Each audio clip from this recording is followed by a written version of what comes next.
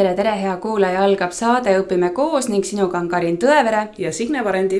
Tänases saates räägime Tartu Waldorf gümnaasiumist ning meie külaliseks on Anneli Kerge ja Meelis Sügis.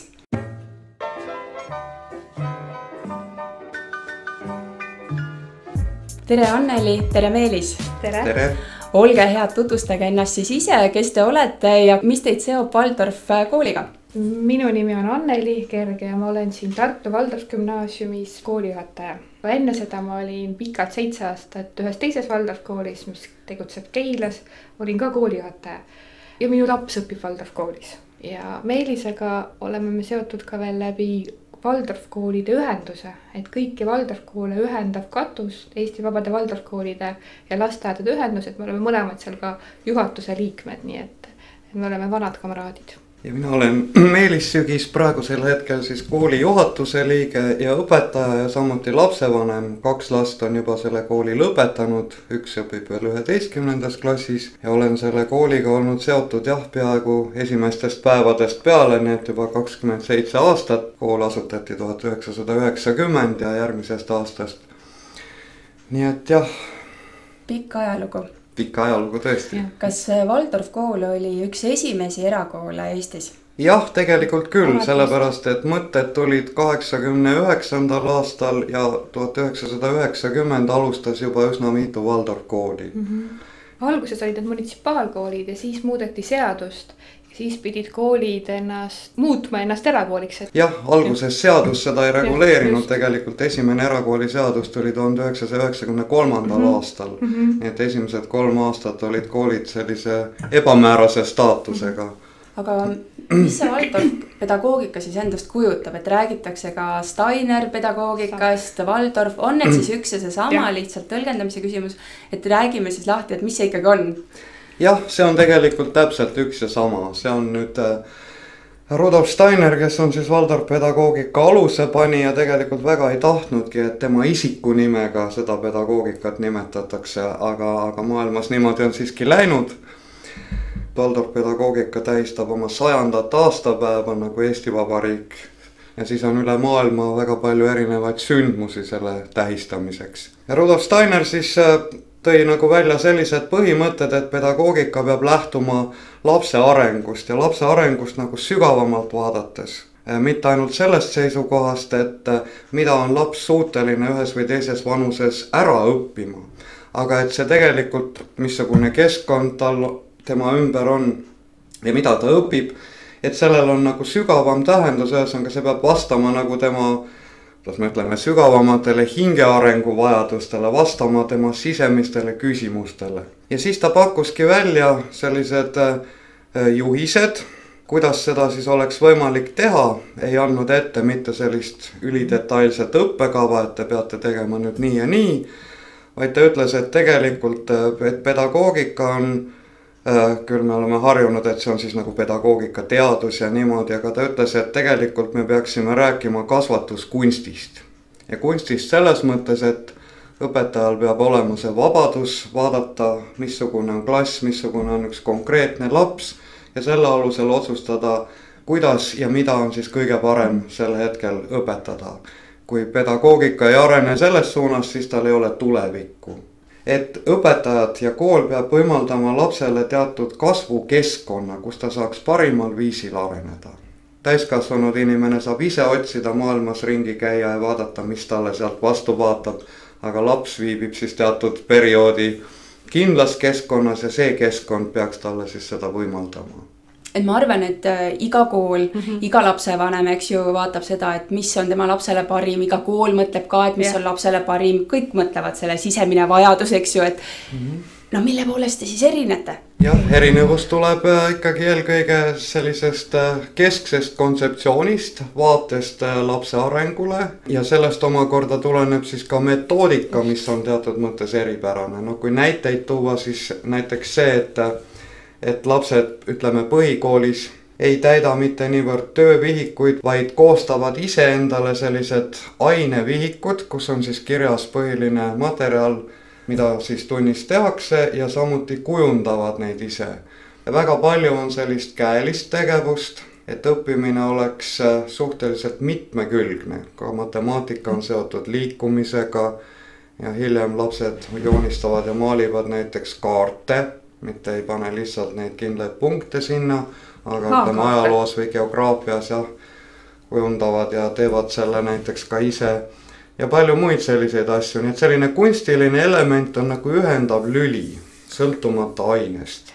Ja meil on epohhiõpe, et meil päev hakkab põhitunniga või peatunniga ja see kestab 1,5 tundi ja 4 nädalat on üks aine ja siis see vahetub. Ja siis kunstiained on päeva lõpus ja kohe hakkab 2 võõrkeelega, et selline nagu see tunniplaani või see päevahitus on natuke nagu teistmoodi ja see arvestabki siis just seda, kui laps on kõige rohkem võimeline nagu süvenema ja kui ta juba hakkab ära väsima, siis antakse talle seda vaheldust selleks, et ta jaksaks nagu olla. Ja me ei haki seda lapse päeva, et ta ei kuku matemaatikast eesti keelde, siis tagasi kehalisse, siis uuesti inglise keelde 3 tükki sinna otsa.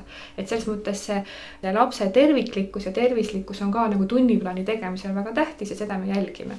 Ja see epohhiõpe ongi just selleks, et kui laps saab süveneda järjest ühte ainesse, ühte teemasse ja kui see läbi on, siis tuleb uus. Ja mina ka alguses nagu pelgasin lapsevanemana, et mis mõttes, et tal on 4 nädalat on matemaatikat ja siis on 4 nädalat eesti keelt ja siis on 4 nädalat vormijoonistust ja et mu vaene laps. Ja mõtlesin, et unustab kõik ära, mis ta on õppinud. Ei ole nii, et see on nagu huvitav, et kuidas siis, kui see uuesti matemaatika epohh hakkas, et siis esimeste tundidega tuli tal kõik meelde ja nad hakkavad looma neid selliseid seoseid. Et see, mida nad on teinud esimese klassi matemaatikas, siis see tõepoolest see õppekava on nii üles ehitatud, et need lapsed suudavad siis algselt õpituga neid seoseid luua ja see on minu arust selline nagu selle metoodika üks suuremaid plusse, ma näen seda omast lapsest. Samal ajal, kui on ajaloos on Kreeka periood, ka kehalises on olümpiamängud, samal ajal on kunstis, nad teevad seda sama asja, et see õppekava on kohe, need ained on omavahel integreeritud seda, mida praegust nagu öeldakse, et hakkake nüüd tegema, siis meil on seda 100 aastat tehtud. Teine nagu selline suurem asi, mida räägitakse ka nüüd, et hakkame tegema, on see kujundav hindamine. Et tegelikult number ei anna lapsele infot ja 2 ei motiveeri õppima paremini. Ja nüüd on see, et meil ei ole numbreid. Aga meil kindlasti on tagasiside. Ja õpilased teevad ise, nad hindavad või võrdlevad ja nad täpselt teavad, kus nad oma klassis on ja mida nad oskavad ja mida nad ei oska. Vanematel on mõnikord keeruline, sest lapsed on nagu partisanid aeg-ajalt, nad ei räägi mitte midagi. Ja kui sul ei ole nagu seda e-kooli ja kui sul ei ole nagu seda sellist päevikut, kus sa vaataks, siis laps ütleb, et kõik on suurepärane. Ja siin ongi see selline kodu ja kooli koostöö on siin väga tugev. Et kui seda ei ole, siis võib jääda infosulgu. Et see on nagu üks koht, mis on. Aga siin on õpetaja usaldamise koht ja saab üle. Aga jah, et 2 momenti on võib-olla just tänapäeval väga olulised, et me ju teame, missugused meie endi päevad on, et korraga tuleb tegeleda 100 asjaga, siis jälle telefon heliseb jälle mingisugune. Aga et just selline keskendumine ja teatud põhiainele aitab natuke selle vastu, et selline tavapärane tunniplaan tõesti, kus hommikul on esimeseks aineks füüsika, järgmine hommik kehaline kasvatus, et see nagu killustab väga ka tähelepanu ära ja me teame, et see tähelepanu ja keskendumisraskused on sellises tõusujoones, et natuke sellele vastu töötada ja see kunstiline element ja see nagu võimalik integratsioon, see aitab jälle pisut nagu sügavamale neid asju viia, et me teame jällegi, et selline infovool voolab väga kiiresti, hetkel on ta selge, vastatakse ära, siis on ta jälle kuhugi kadunud. Et natukene jah, vastu mõjuda sellistele tänapäeva paratamatutele nähtustele, millest me lihtsalt ei pääse. Või luua ka sellise, ütleme matemaatika, reaalaine, seost pehmemate ainetega, eks ju, et laps näeb seda, et ta läheb ka igal pool mujal elus vaja seda matemaatikat. Ja matemaatika on väga tugevalt seotud ju muusikaga, et seda siin õpetatakse. Kas ma saan õigesti aru, et see ongi nii juba 100 aastat olnud, et see juba kujundati välja 100 aastat tagasi, et see on järjepidev ja need õppekavad, mida lapsed õpivad, et see on nagu muutumata kujul, et see ongi selline... Me ei saa öelda, et see on muutumata. Põhimõtted on samad ja tegelikult see ongi see, et ükskõik, et meie siit Eestist, kui õpilane kolib ära USA-sse ja läheb Waldorf kooli 7. klassi, siis ta on täpselt samas kohas, kus ta oli Eestis. Et tegelikult see Waldorf kooli õpilaste nagu üle maailma rendamine on, et see, nagu Meelis ütles, see on kunst, kasvatuskunst noh, et põhimõtted on jah sarnased. See on tõepoolest jah, et maailmas on praegu natuke üle 1000 Waldorf kooli erinevatel mandritel ja erinevates maades ja tõepoolest, et võib öelda, et see on nagu kõige rahvusvahelisem pedagoogika, et tõepoolest on need põhipunktid või on sarnased. Kuidas midagi tehakse võib olla täiesti erinev, aga teatud raskuspunktid, mitte see, et kõik loevad ühte õppekava ja nüüd järgivad seda, igal maal on ju ka omad seadused ja omad kultuuritraditsioonid, aga need nagu raskuspunktid, need on kindlasti jah, samad. Kõik on 5. klassis Kreekas omadega, noh, et see on, 1. klassis on muinasjutud, et need teemad, millega tegeletakse, on üle maailma ühesugused. Ja ka see väline pilt on üle maailma sarnane, et kui sa kooli tuled, siis sa satud kohe, sa saad aru, et nüüd me oleme 6. klassi, siin on veel 2. klass. Ja me tegelikult tunneme selle ka välise pildi järgi ära, et kus me oleme, et selles mõttes nagu lastel see sulandumine on kergem. Võib-olla üks asi on see, et loomulikult see tuleb ka niimoodi praeguse aja vajadustest kaasa, on selline, ütleme, elektrooniliste vahendite kasutamine, et meil on ju suur võidukäik, et tahvelarvutid juba lasteaeda, aga on üks asi, mis selle kõige juures jääb nagu puudu ja meil on ka arvutid, aga me ei lähe nendega niimoodi, kuidas ma ütlen, hulluks jah, et tegelikult ikkagi see, mis toimib, on inimeste vaheline side ja kontakt, ja sotsiaalne külg. Et see on see, mis läheb e-õppe puhul nagu kaduma, et teadmisi on loomulikult võimalik omandada ja mitmes valdkonnas on see väga kasulik, aga ilma sellise inimliku kokkupuuteta läheb ikka midagi väga olulist kaotsi.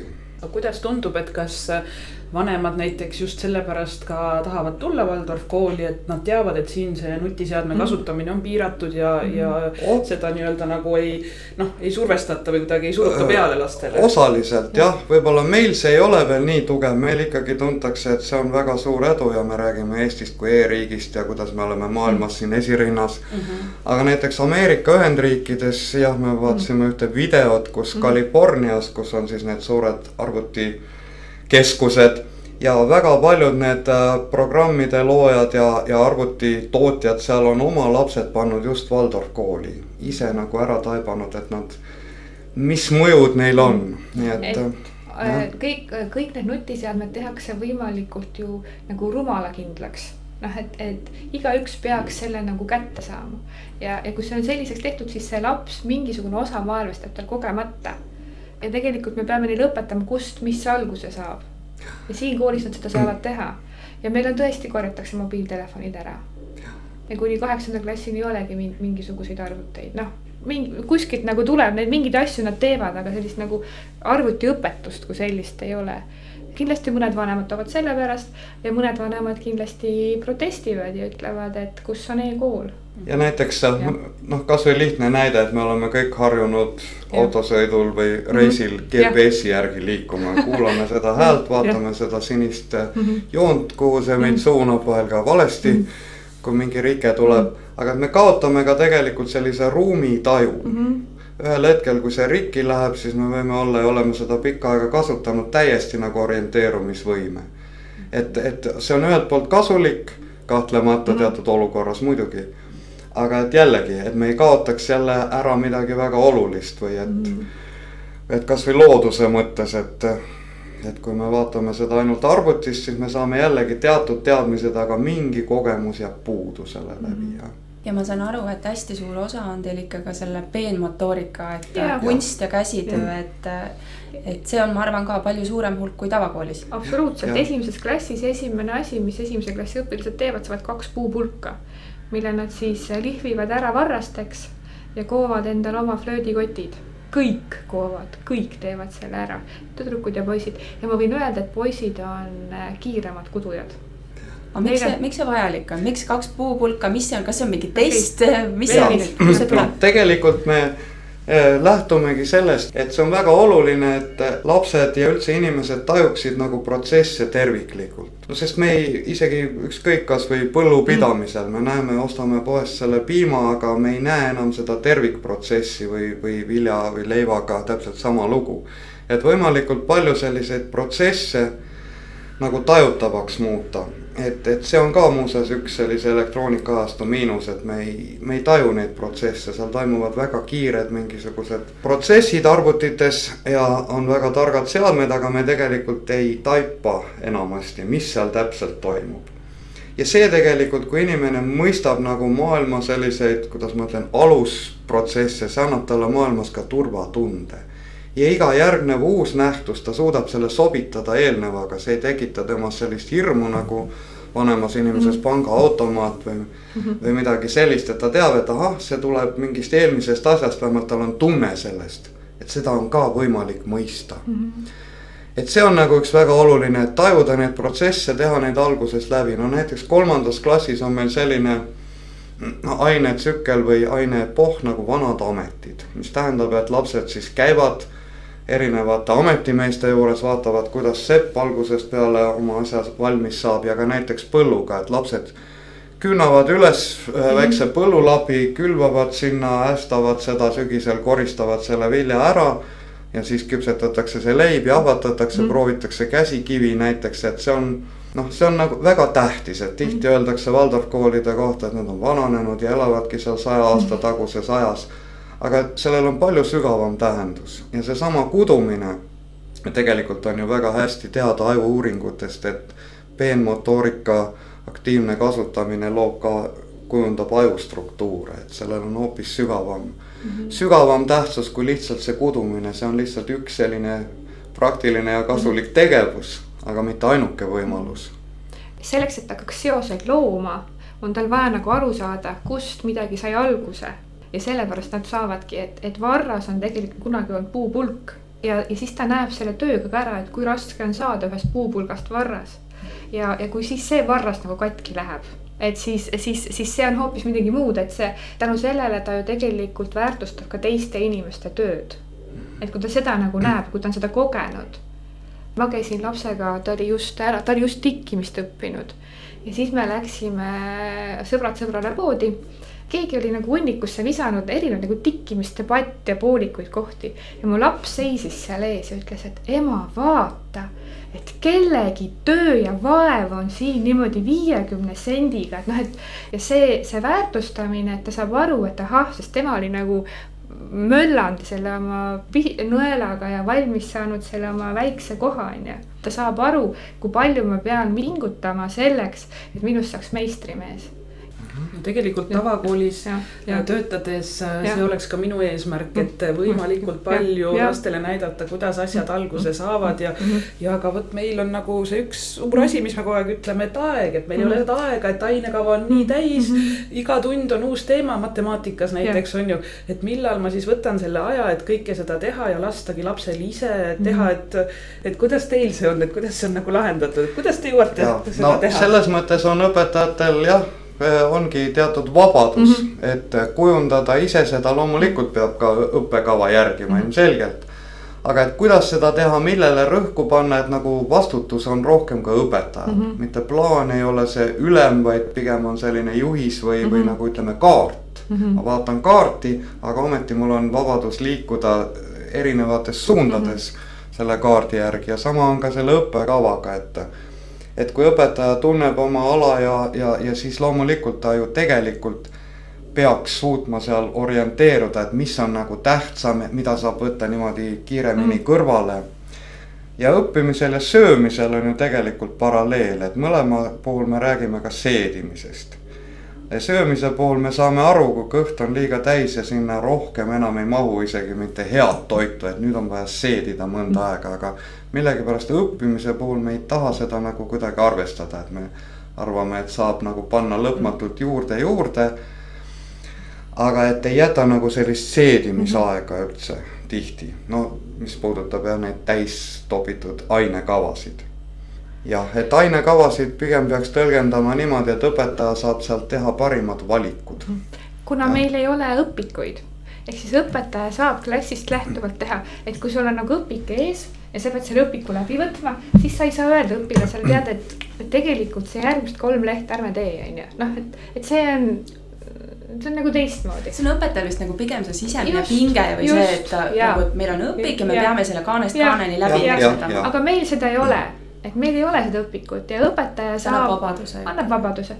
No siin kohe tekibki tunne, et siia kooli tööle tulles ma pean olema juba väga teadlik kõigest ja selline nagu teadma, et mida võtta, mida jätta, aga et just kui näiteks alustav õpetaja tahab tulla, et kuidas üldse, ma tean, et vist on eraldi sellised seminarid või koolitused Waldorf-pedagoogika õpetajatele, et rääkige sellest poolest ka. Ja loomulikult seda ei saa eeldada, et õpetajal on kohe olemas teadmine ja oskus, et mida valida, et see õpetaja peab olema õppimisvõimeline täpselt samamoodi kui lapsed, see on kõige tähtsam omadus ja teatud piirini ka avatud. Ja seminarid ja koolitused, meil Eestis ei ole sellist täiemahulist õpetajakoolitust, kus saab õppida Waldorf kooli õpetajaks, nii et sellepärast on ka inimesi, kes on siis õppinud välismaal, lähim koht on Soomes, Helsingis, Snellman, Korgian koulu, siis on ka Saksamaal. Aga see on muidugi suurem ettevõtmine minna siis pikemaks ajaks välismaale ka keeleoskus. Nii et tegelikult meil selline täiendkoolitus toimub, on ka Tartu Waldorf-pedagoogikas seminar olemas, mis pakub selliseid nädalalõpu kursusi. Ja siis on ka sellised ühiskoolitused, näiteks Läti ja Leeduga siin, just praegu siin juuni lõpus oli üks, mis puudutas siis keskastme klasse, on selline jätkuv. Nii et nädal aega, nii et neid ja muid väiksemaid koolitusi on ka, nii et õpetajal peab olema valmisolek ka neis osaleda. Loomulikult siis ka vanemad kolleegid ja õpetajad omavahel. Nii et igal juhul see on nagu kõige tähtsam omadus, peab olema valmis pidevalt õppima. Ja. Et kui esimese klassi õpilane suudab ära õppida flöödi, siis peab õpetaja suutma ka. Et see on nüüd õpetaja isiksuses kinni ja ongi raske leida inimesi. Et mul on amet selge, ma nüüd tahaks tööle hakata, et tegelikult, et sul ei ole seda sama õpikut nagu, millele toetuda, et sul on hoopis muud asjad. Et see ongi nüüd see kunst. Ja veel on üks selline eripära, et tegelikult Waldorf koolides on ju klassiõpetaja süsteem. Ja me kõik teame, mis on klassiõpetaja, aga Waldorf koolides on isegi selline süsteem, et see õpetaja on heal juhul esimesest kuni 8. klassini, nii et kaugemale kui tavalises koolisüsteemis, mis tähendab veelgi rohkem seda, et õpetaja peab suutma koos klassiga sinnamaani areneda, sest on ju selge, et kui õpetajal esimeses klassis läheb väga hästi ja nüüd ta samamoodi üritab 8-ndani jätkata ja teismelistega samamoodi ümber käia nagu esimeses klassis, siis sellest midagi head välja ei tule, ainult suur tüli. Ja tegelikult lapsed suudavad ka seda jälgida, nad on tegelikult väga rõõmsad, kui nad näevad ka õpetajas mingeid muutusi, et muidu, et õpetaja mitte ei nõua ainult, et teie tehke kõike korralikult ja arenege, aga et ta ise ka muutub, et ta võib ka selles mõttes olla nagu eeskujuks inimlikus mõttes. Ja samas, kui üks õpetaja nagu kannab suuremat raskust, siis ta teab täpselt, mida ta tegi näiteks geograafias ja ta saab väga hästi neid aineid ka integreerida, et kasutada ühes aines tehtud ära teises. Ja tal on väga selge pilt, et see tuleb nagu läbi inimese, mitte nagu läbi programmide, siis see ainetevaheline integratsioon. Ja see on raske ja see ei pruugi alati õnnestuda ja mõnikord ka õpetajad loobuvad 6. Nad tunnevad, et lihtsalt nüüd ma enam ei jaksa, et ma läheks tagasi esimesse klassi, et hetkel käib üle jõu, aga on õpetajad, kes on siis õpetanud oma klassi 8-ndani ja ka mujal maailmas, nii et see on nagu ka üks selline oluline eripära, et see on ikka väga suur erinevus, et kui ma mõtlen seda, et mina vahetan oma klassi 3 aasta tagant, siis minu jaoks juba see 3-ndast esimesse tulek on selline, et issand jumal, nad on ju nii väikesed, nad ju ei oska nagu mitte midagi, et see on nagu hästi suur üleminek nüüd 8-ndast esimesse. Aga te loote siis põhimõtteliselt 2 aastaga teil sünnib ju nagu siuke täielik tervikperekond, ma kujutan ette, et nad kasvavad ju nii kokku kõik. Aga kui suur see perekond on? Kui palju seal klassis lapsi on? Klasside suurused on erinevad, nüüd viimastel aastatel on olnud, ütleme keskeltläbi 20 last klassis, mitte väga suured klassid siis, aga sellised normaalsed. No erakooli kohta ikka pigem nagu suured. See sõltub, jah. On ka mõningaid väiksemaid klasse, me ei ole pannud sellist ranget piiri ette. Aga see on üks ka Waldorf-pedagoogika üks aluseid on ka see, et tegelikult rohkem õpilasi klassis on õpilaste mõttes on hea. Et see on see temperamendi kasvatus. Et näiteks Saksamaal on väga tavapärane, et klassides on ka 36 õpilast. Meil Eestis see tava ei ole ja seadus paneb ka selle 24 piiri ette erandjuhul seal paar tükki juurde, kui kooli hoolekogu on nõus, aga mujal maailmas on jah veelgi suuremad klassid loomulikult. Et kui see klass nagu toimib hästi, siis tegelikult ei ole väga vahet. Küsimus on, et kui õpetaja peab väga jõudu pingutama, siis loomulikult on väiksem rühm paremini hallatav.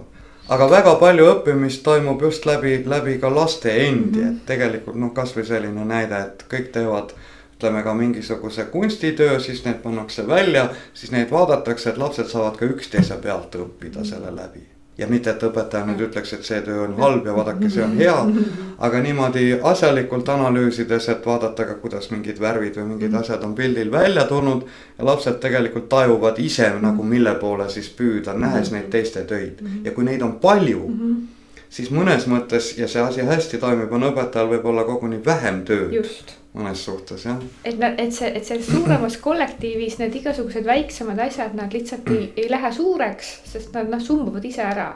Väiksemas kollektiivis iga väiksemgi, see on nagu võtad väikse kausi, et kui seal üks tilk kukub, siis see nagu tekitab mingisugust tormi. Aga suuremas supipotis nad seal kõik keevad ja teevad ja mulisevad ja lähevad edasi. Et mingis mõttes see selline suurem klass, kui seal kõik lapsed terved ja neil ei ole mingisuguseid erivajadusi, et siis ei ole see suurem klass tegelikult üldsegi nii väga halb. Ja ka selline tolerantsuse kasvatamine, et tegelikult elus meie ümber on ju igasuguseid inimesi, me peame nendega kokku puutuma ja ka hakkama saama, me ei saa kõiki olukordi ju vältida ometi. Ja tegelikult ka klassis, kus on väga palju erinevate temperamentide, iseloomudega, käitumisviisidega, jällegi kui see klass hakkab nagu hästi tööle, et siis lapsed tegelikult aktsepteerivad neid eripärasid väga hästi ja õpivad koos nendega ka elama ja et ongi selline ja me saame sellega hakkama, eks ole. Nii et see on ka üks kasulik omadus, et kui teha väga selline valitud klass, siis me võtame tegelikult ära neid eripärasid.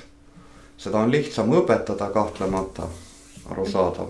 Aga kas lastele nagu tuleviku mõttes on see hea ja alati on kuskil keegi, kes on viimane ja kuskil keegi, kes on esimene. Ja kui see valik on nagu väga väike, see on keerulisem, et mina olen ka suuremate klasside poolt. Aga loomulikult see klass peab siis toimima. Ja see peab toimima. See ei ole automaatselt, et see on nüüd... Ja see on õpetaja töö panna toimuma selline seltskond ja grupp.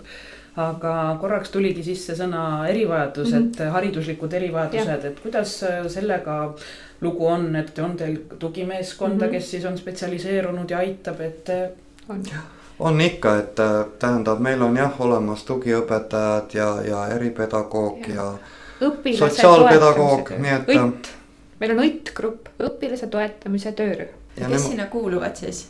Ongi meie eripedagoog, siis on meil üks tugiõppe õpetaja lausa ja tegelikult ka sotsiaalpedagoog. Ja siis mõned õpetajad veel, kes nagu tunnevad, et nad tahavad sinna panustada. Ja nemad siis otsustavad ka selle üle, kellele teha missuguseid lisatunde või missuguseid meetmeid rakendada. Et see on meil paari viimase aasta jooksul niimoodi selline meeskond välja kujunenud, et Waldorf-pedagoogika võib küll olla selline, kuidas ma ütlen, natuke nagu loodusravim, aga siiski on juhtumeid, mis vajavad kiiremat ja intensiivsemat ja järjepidevamat nagu tööd, nii et sellepärast see tugimeeskond, see on tõesti, sellest on palju abi. Et nüüd, kui me ta tööle saime, siis me saime aru, kui palju me teda vajasime. Kas see on ka mujal maailmas niimoodi, et sellised meeskonnad on ja...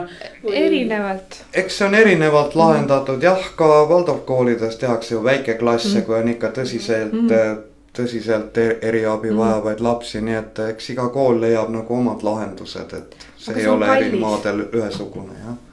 See on kallis, on neid väikeklasse teha. Ja leida sinna spetsialiste ja siis on see jälle see koht, et kui nad on eriklassis on ju, et siis kui hea see nende nagu arengu mõttes on, et kui me oleme, et mis see siis õigem on, et kust maalt see laps siis peab olema teistega koos, kust ta on eraldi, et meil on ikkagi nii, et need lapsed, kes vajavad sellist eriõpetamist, et neil on nagu enamustunde on teistega koos ja need kohad, kus nad vajavad abi, kus nad vajavad tuge, et siis nendega tehakse eraldi tööd. Ja meil on ühel õpilasel on tugiisik kogu aeg koolis, et see on ka, meie koolis on ja kõikides Waldorf-koolides on, klassiõpetaja on see, kes ütleb, et milline laps tema klassi tuleb ja milline laps tema klassi ei tule. Viimane otsustav sõna on alati klassiõpetajal. Et mina olen koolijuhataja ja mulle helistatakse ja räägitakse, et palun. Ja ma ütlen, ma ei saa midagi teha. Et see on klassiõpetaja otsus, et klassiõpetaja võtab selle vastu, et jah, ma olen nõus, et ma võtan lapse, kellega võib-olla ei ole kõige kergem et see klassiõpetaja vastutus on väga suur. Kuidas üldse see sisseastumine välja näeb, et kas lihtsalt avaldan soovi ja siis ma saangi aru, et see kohtumine klassiõpetajaga, kes siis otsustab või on ka mingi, ma ei tea, test või midagi sellist? Jaa, see sõltub panusastmest, kuhu klassi laps tulla tahab, et teise klassi lapsele me mingit teste reeglina ei tee, aga läbi kooli kodulehe on võimalik täita selline elektrooniline vorm ja siis juba lepitakse järgnevates sammudes kokku ja kui on tõesti siiski mõni klass, kuhu me ei saa lapsi vastu võtta, no siis me seda kohtumist ka ei korralda. Aga muul juhul jah, toimub siis ka mitte ainult klassiõpetaja, võtab ikkagi reeglina ka aineõpetajad appi, et kes aitavad tal otsustada, kes selle klassiga kokku puutuvad. Ja siis juba vastavalt tehaksegi otsus. Esimesse klassi vastuvõtmine käib samuti selle elektroonilise vormi kaudu ja siis meil toimuvad sellised sissejuhatavad loengud uutele lapsevanematele ja siis talvel, veebruarikuus reeglina toimub siis tõesti selline lastega ülevaatamine, et nad siis kutsutakse ühel päeval siia kooli, saavad ka koos seal teha mingeid harjutusi, see on selline, pigem on see siis kooli küpsuse test. Jah, mitte ainult see, mis nad teavad või oskavad, aga ja mõne lapse puhul me siiski soovitame ka veel aasta kannatada, et just poistel võib olla raske, kui nad alguses tulevad natuke liiga vara. Et vaatate just seda sotsiaalset poolt. Ja seda ka, jah. Ja kas on mingeid võimalikke probleeme juba ette näha ja praegu on ju see, et ka lasteaed annab ju kaasa selle oma kirja koolivalmiduse kaardi, et me tutvume ka sellega. Ja siis juba tuleb siis lõplik otsus. Kas koolis õppimine on tasuline või tasuta? Tasuline, et see on erakool. Meie koolis on siin 80 euro kanti. Ja saab taotleda soodustust, kui on. Meil on väga palju perekondasid, kus on 2-3 õpilast ühest perest meie koolis ja siis see on ikkagi märgatav summa. Ja mis puudutab rahastamist ja üldse erakooli on siis niimoodi, et tõepoolest, et selline õppetegevus saab toimuda selle tegevustoetuse ja hariduskulude läbi, aga kõik erakoolid on erinevates tingimustes oma katusealuse suhtes, et kes on saanud selle kusagilt lihtsalt tasuta kasutada, kes on päris ise ehitanud, kes on ostnud, nagu näiteks meie maja. Me oleme selle nüüd ostnud ja loomulikult tekivad sellega seoses ka lisakulud ja need ei mahu kuidagi moodi selle haridustoetuse ja tegevustoetuse, lisaks ei tohigi näiteks pangalaenu maksta tegevustoetusest või. Nii et selleks on paratamatult vajalik vanemate lisatugi. Et see maja maksis 1 000 000 eurot. Ja sellel majal on selline väärikas ajalugu, et ikkagi Maaülikooli peahoone olnud, et kuidas teil on, ruumite nüüd ära ilusasti või on teil tahaks õpilasi rohkem juurde, kuidas? Ja õpilaste arv kasvab niimoodi tasapisi, mis on minu meelest ka hea, et siis on see jälle kuidagi ülevaatlik, et maja on selles mõttes hea, aga loomulikult ei ole olemas sellist maja, mis oleks automaatselt ideaalne kooli pidamiseks, et me ikkagi püüame teda niimoodi sammhaaval seespoolt ka ümber kujundada, et aga ruumi mõttes, pinna mõttes on siin seda küll nüüd ja pluss siis, eks ole, 3 hektarit maa-ala, roheala. Me oleme siin seda ka juba kujundanud, seal võite näha mäge, mida siin enne ei olnud näiteks ja oli täiesti tasane muruplats ja samuti seal puude all ehitatakse sellist seiklusraja moodi rada, nii et maja vajab sisemiselt veel tööd, aga seda saab sammhaaval teha, nii et. Ja siin on see vanemate panus on väga suur, et Waldorfkoolides üle maailma ja siin koolis ka, et lapsevanemad ikkagi tulevad appi, et vanemad moodustavad igasuguseid töögruppe selleks, et koolielu parandada. Nüüd siis toidugrupi koosolek oli ja et lastel läks hea toit ja siis selleks on vaja köögis välja vahetada seadmeid ja kui see õppemaks on selline, nagu tal on, siis selle eest ei ole võimalik kogu kooli seadmeid välja vahetada, köögiseadmeid, et nüüd oli siin koosolek ja vanemad mõtlesid välja, mida me kõike tegema hakkame selleks, et aidata kooli ja koguda raha. Et selles mõttes need vanemad nagu on see panustamise võimalus olemas ja seda kooli peab selts ja seltsi liikmed on lapsevanemad. Nii et kooli juhatus on laste vanematest. Nii et see on nagu siis juba sisse kirjutatud, et vanemate panus on oodatud vajalik, et vanemad. Ta on ikkagi kogukonnakool. täiesti on selles mõttes küll, et seda koolipidaja on selts ja seltsi moodustavad lapsevanemad ja meie juhatuses, siis seda koolipidava seltsi juhatuses on lapsevanemad ja Meelis õpetajate esindajana. Kas teil on vanematega sellised traditsioonilised arenguvestlused ka lisaks? Jaa, mõnes klassis rohkem, mõnes klassis vähem. Aga see on jälle õpetaja otsustada, kui tihti ta kohtub või? Tegelikult ikkagi ka seadus näeb ette ja tõepoolest, ütleme sellise ametliku vormiga arenguvestluste kõrval toimub mõnes klassis veel palju rohkem, aga need tegelikult toimuvad. Ja tegelikult õpetajad käivad külas kodudes. See meenutab midagi, mida minu vanaema on või ema vist on rääkinud, et õpetaja tuli külla ja siis oli see, vaatas kodu üle. Mina alustasin Keilas Waldorfkoolis ja kui minu laps käis esimeses klassis, siis klassiõpetaja käis kõikidel õpilastel kodus külas ja ma mäletan, kui õpetaja Keijo siis tuli meile külla, et kuidas me kõik teda ootasime ja tegime torti ja teed ja siis ta käis ja vaatas, et kus on Rainarti õppimiskoht ja kõik oli üle vaadatud, et see ja lapsevanem siis rääkis ja et see oli nagu väga suur asi. Et see traditsioon on jätkunud teil siis? Ütleme niimoodi, et võib-olla siiski on läinud lahjemaks. Ja. Siin on jälle natukene ka seadusmängus, et kui vanem ei soovi, siis kuidagi varem see oli palju lihtsam. Nii et nii tihedalt see ilmselt ei toimu, kui isegi võiks toimuda. Aga see on õpetaja enda teha. Et kui õpetaja tahab külla tulla, et siis sellest on räägitud, et see mõni õpetaja võib-olla kõikidel ei saagi külla minna, aga selline lastevanematega suhtlus on küll, et eks see sõltub natuke ka õpetajast ja ka lapsevanemast, kuidas neil see omavaheline suhe on. Aga õpetaja kindlasti selle nimel teeb tööd, et see lapsevanemaga suhe oleks olemas. Räägiks natuke teie sellisest päevakavast ka.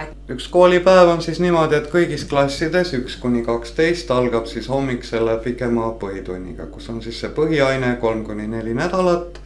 Siis on üks selline pikem vahetund, kus nooremad lapsed saavad oma kaasa toodud võileiba süüa ja teed juua ja vanematele õpilastele on siis selline väike kohvik puhvet seal, kus on võimalik putru või müslit saada näiteks. Ja siis järgnevad tegelikult ainetunnid ja ütleme, need on nüüd jagatud, kas siis on ka uuesti topelttunnid või siis 45-minutilised tunnid, oleneb nüüd jällegi vanuseastmest ja plaanist ja ütleme nii, et vanemas astmes on see päev isegi suhteliselt pikk, et võib olla kuni kella 4-ni, noorematel õpilastel siis 12 või 1-ni, vastavalt siis kasvab. Ja kõik saavad siis koolis siin lõunat vahepeal, lapsed söövad 3 vahetuses, nii et kõige enne on nooremate söögivahetund, siis järgmised ja siis kõige vanemad. Ja siis on päeva lõpus on ka kooli juures tegutseb huvikool, on siis võimalik osaleda seal erinevates ringides. Kõige populaarsem on näitering, neid on siis 3 vanuseastmes, see on kõige arvukama osalusega, aga on ka siis teised erinevad meisterdamised ja pillitunnid ja seiklusring. Seiklusring ja siis minnaksegi. Kes läheb, kes ei lähe. Tihtipeale ma pean kell 6 õpilasi siit veel koju ajama, et nad ikka siin kuskil koolimaja peal veel midagi nad siin teevad. Tavakoolis praegu on hästi oluline see liikuma kutsuv kool on selline projekt, mis panustab sellesse, et õpilased rohkem liiguksid, juurde on tulnud õuevahetunnid, igasugused tegevused, ka vahetunnid tehakse pikemaks. Kuidas teil vahetundidega on, kas lapsed saavad seda õueruumi kasutada? Ja ikka saavad loomulikult. Algklassid kõik õue. See on teie jaoks nii loomulik, et seda ei maksa märkidega. Ja meid on selle pealegi. Teatud vanusest see soov nagu kogu aeg õues olla kahaneb, Ütleme nii, et teismeelised tahaks ikkagi kuskil nurgas oma asju ajada ja mitte, aga nooremad lapsed käivad küll suurima hea meelega, et nagu ma ütlesin, siin ka see Kelgumägi, mis sai siin talvel valmis, oli väga populaarne. Ja nüüd see seiklusrada. Need on kogu aeg õues. Ja samuti on meil siin ka siis jalgrattaring, kus saab siis selle lõpus saab ka raames saab ära teha need jalgrattaload. See liiklusrada siin püsti ja nii et eks mõnede laste puhul võib-olla on ikkagi see kuidagi tuleb tänapäeval varem, et nagu natukene on sellist vana inimesi, et kelle selg valutab ja ei saa hästi kehalise tundi minna, et kuidagi seda nagu rohkem märgata, ütleme kui varem. aga võib-olla see ei ole veel väga suur probleem, sellepärast et kevadeti ja sügiseti ikkagi väga paljud tulevad kooli jalgrattaga. Ja siis jääb koguni nendest parkimiskohtadest või kuhu see jalgratas kinnitada puudu, nii et ei ütleks, et see on veel väga tõsine mure. Kuna kõik lähevad kogu aeg õue, nad ei tule selle pealegi, et äkki ma ei läheks, et see tekib nagu natuke hiljem selline.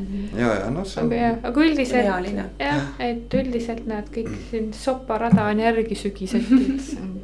Aga kuidas kas teil tunde õues viite ka läbi, kui palju te Tartu võimalusi ära kasutate, käite ka õppekäikudel või on teil...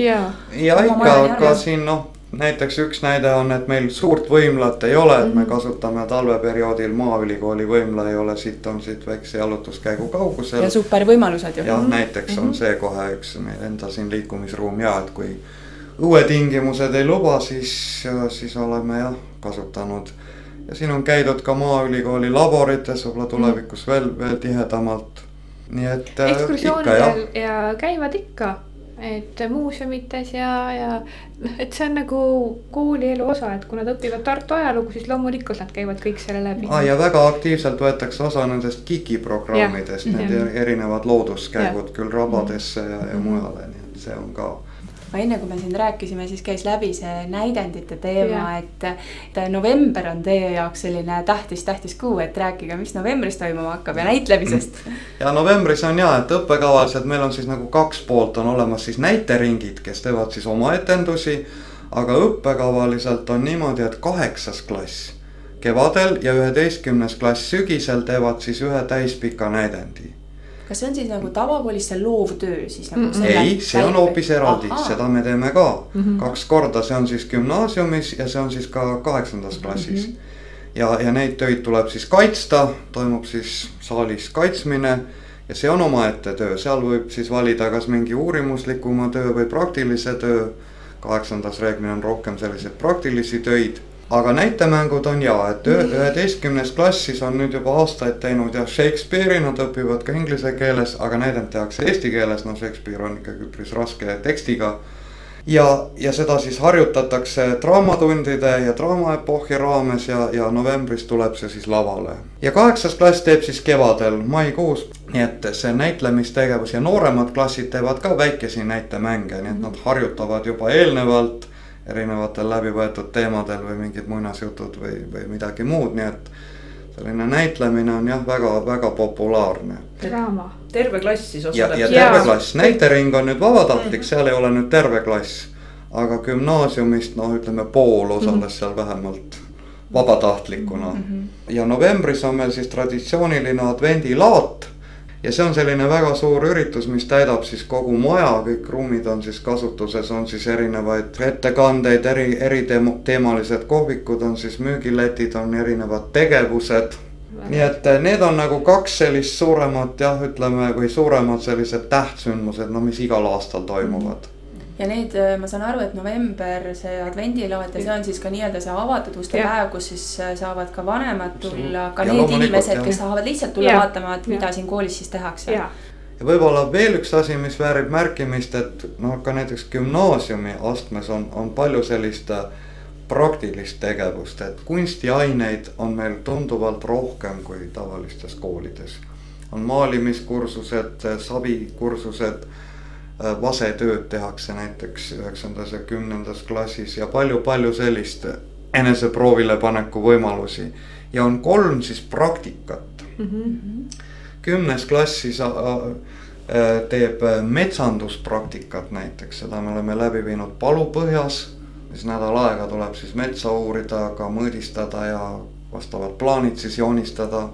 Siis on veel maamõõdu praktika, kus saab siis kasutada trigonomeetria teadmisi, teatud maa-ala jällegi ära mõõdistada kõrgustega ja täpselt nii nagu seda tehakse.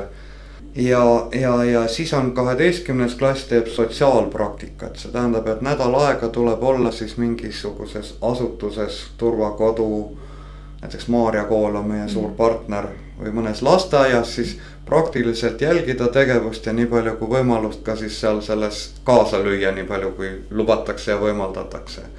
Et saada selliseid erinevaid elukogemusi, et ikkagi nagu leida paremini oma teed ka väike karjäärinõustamine, mitte siis ainult testide kujul, vaid ka, et inimene saaks nagu mingi kogemuse, mis tal paremini välja tuleb, mis on talle südamelähedane. Näiteks on õpilasi, kes on peljanud, et Maarja kooli minekut ja pärast on olnud siis äärmiselt rahul selle kogemusega, mis nad on sealt saanud. Kuidas on lugu teil koolirõõmuga, et kas te üldse nagu peate selle peale mõtlema kuidagi seda siin aitama kaasa, et jällegi tavakoolides väga aktuaalne on ju, et see koolirõõm ikkagi säiliks ja et lastel on see ära kadunud, sama nagu liikumisegagi. Et te ütlesite, et ei mõtlegi üldse selle peale kõik õue. Et kas koolirõõm on teil üldse teemaks või? Koolirõõm on, aga ei ole sellist probleemi sellega. Põhikoolis ei ole. Aga ikkagi selline, kuidas ma ütlen, ärevushäired ja kõik sellised nähtused on ikkagi tundub ka sellises tõusujoones ja sagenev tendents, et on selge, et kui kellelgi on ärevushäire või midagi muud sarnast, siis tal seda rõõmu loomulikul kujul enam olla niisama ei saa, jah, et aga algklassides no on ka siiski üksikuid juhtumeid, aga valdavalt on see koolirõõm siiski olemas. Ja. Kuna meil on ka ära korjatud need mobiiltelefonid ja muud asjad, nad ei saa nagu olla siin nagu kapseldatud, nad peavad teistega koos olema. Et võib-olla siis see aitab ka kaasa, et sa ei jää üksinda sellesse, et võid sind tõmmatakse kaasa. Aga nüüd on meil ka Kiva projekt igaks juhuks koolis sees. Me ei saa öelda, et meil kõik lapsed on kogu aeg nagu päiksed siin ringi. Aga teie soov on, et nad kõik oleksid. Ja, ma arvan, et me ei tekitaks sellest nagu sellist teemat, millega me kogu aeg ringi käiks ja vaataks, et oled sa ikka õnnelik või. Et me nagu, et kui me peaksime seda sama loomulikuks, et jah, me oleme siin, meil on siin hea olla, et me ei alustaks midagi, mis on tegelikult juba iseenesest toimib. Ja hakkaks parandama seda, mis on hästi. Teid kuulates sain ma aru, et midagi on teil suurepärane, mis tavakoolis on veel niimoodi algus lapsekingades ikkagi, et teine, kolmas kooliaasta ütleb, et selline lõimimine, erinevate ainete ühisosa leidmine on niivõrd raske, et ainekavad on ülepaisutatud ja nii edasi, et mis soovitusi te annate? Ühe ma siit nagu juba noppisin, et loobuge nagu justkui õpikutest, siis lähete lahti, olete loovamad, on ja. Aga mis veel? Kas tavakooli õpetajad saavad teie juurde õppima tulla midagi? Et tegelikult see ongi see, et tulge, et on võimalik kokku leppida, et meil on siin käinud küll ja küll, et õppepäevad on, eriti siin kevadeti on vaja õppepäevad täis saada ja siis tulevad külla, et loomulikult ja võib ka mõne klassiõpetaja kokku leppida, et ma tahaksin näha, kuidas sa seda teed. Et see on alati nagu võimalik tulla. Aga see on see, et see on iseenda mõtlemisest nagu kinni, et mida ma teen ja et mis on tähtis ja mis on lastele hea, mis on mulle hea ja see iseendast. Mis teie õpetajatele tulebki juba sellest Waldorf-pedagoogikast nii-öelda kaasa, et ta juba oskabki sinna selles suunas mõelda, et võib-olla tavakooli õpetaja on väga oma aines kinni ja mõtleb ainult, et see aine on see kõige tähtsam, aga teie mõtlete tervikpildi peale. No ütleme nii, et meil on ka häid ja paremaid päevi. Et mõnikord sa tuled koju küll ja mõtled, et milleks see kõik. Ja siis sa tuled jälle tagasi ja siis sa saad aru, et aha, sellepärast ja. Aga teil on 100 aastat olnud aega harjutatud. Et mis te näete, mis meil muutuma peaks, et Waldorf kool oleks veel omanäolisem, veel parem? On neid muutusi üldse vaja? Ikka. Ja muutused on paratamatud. Küsimus on lihtsalt selles, et oluline on, et need muutused toimuksid teadlikult. Et nii nagu tegelikult tundi minnes, et mida ja miks ma siin teen. Et ükski muutus ei ole hea, kui ma pean mõtlema, kas ma nüüd voolan sellega kaasa või ei voola. Aga kui ma tean, miks see on või vähemalt arvan teadvat loomulikult, siis see on hoopis teistmoodi. Nii et vastavalt vajadusel, vastavalt elule, ütleme niimoodi. Reageerida sellele, mis meie ümber on. Aitäh Anneli ja aitäh Meelis, et müstiline Waldorf kooli, see saladuslik loor on vähemalt minu jaoks nüüd eest ära tõmmatud, et ma päriselt saan nagu sellest natuke aimu, mis siin toimub. Ja ma loodan, et kõik need vanemad, kes kuulasid meie saadet, et nad võtavad novembris avatud uste päevast osa, tulevad, vaatavad teie kooli ja meid te võtsite nii avalisüli vastu, et ma usun, et see kool sobib nendele vanematele ka, kes tunnevad seda sisemist hingesugulust teie kooliga. Aitäh! Aitäh! Aitäh! Järgmise korrani! Kuulmiseni!